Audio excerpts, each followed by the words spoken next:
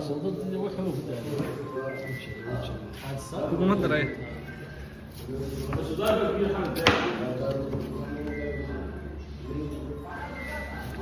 ده hilibkii waa la jarjarayaa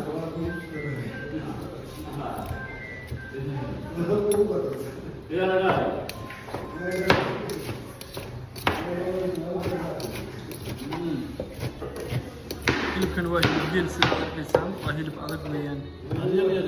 hilib geel hilibka kale aad uga fiican yahay